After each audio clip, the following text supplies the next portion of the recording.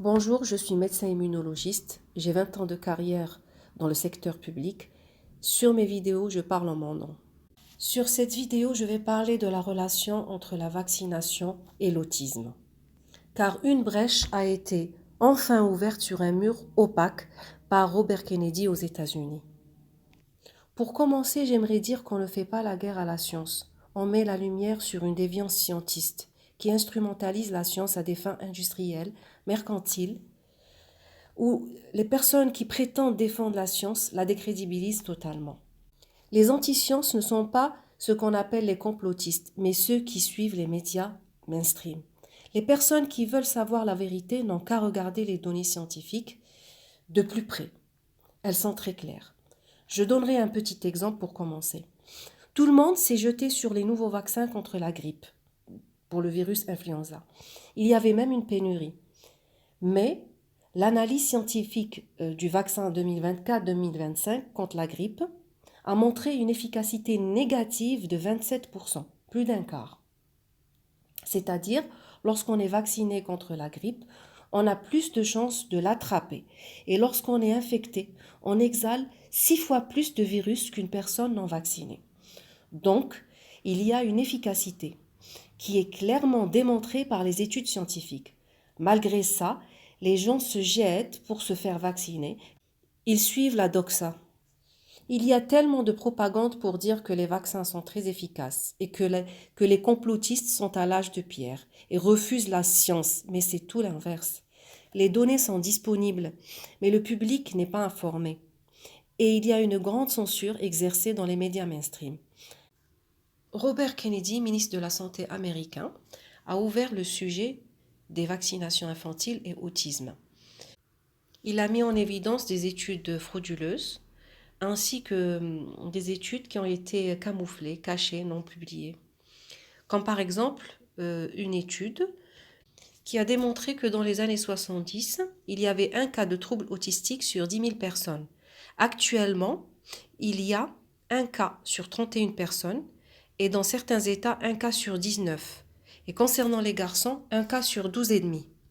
Plusieurs substances ont été incriminées, notamment le ROR, le vaccin ROR, vaccin contre la rougeole, oréon et rubéole.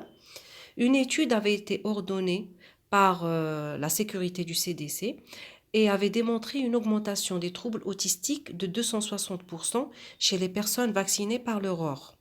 Cette étude a été arrêtée, non publiée et camouflée, puis révélée par Kennedy. Une autre étude a démontré que le vaccin DT polio, diphtérie, tétanos, polio, a entraîné une augmentation de la mortalité d'un facteur 5 chez les personnes vaccinées. Une autre étude a démontré que le vaccin contre l'hépatite B provoquait 1135% de cas de troubles autistiques chez les enfants vaccinés.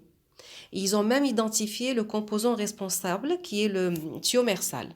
Le thiomersal, c'est l'éthylmercure qui a une activité neurotoxique.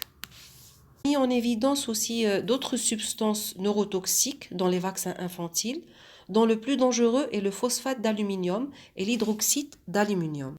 En principe, l'enfant peut éliminer cette substance très dangereuse, mais seulement à un certain seuil. Le problème actuel se situe dans l'effet cumulatif dû aux multiples vaccinations et les vaccins polyvalents.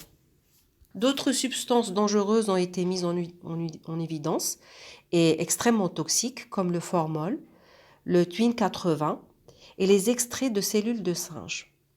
Sans oublier le paracétamol qui est donné en post-vaccination. Pour conclure, je dirais que le problème n'est pas dans l'objectif premier de la vaccination qui est la protection contre une maladie spécifique, mais la multitude des adjuvants et excipients utilisés potentiellement dangereux et utilisés pour fabriquer des bombes vaccinales.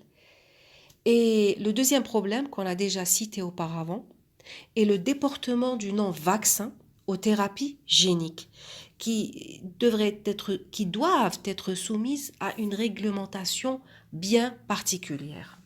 Le public n'a pas conscience de ça à cause de la désinformation menée par les médias mainstream qui réduisent les sonneurs d'alarme au terme d'anti-vax.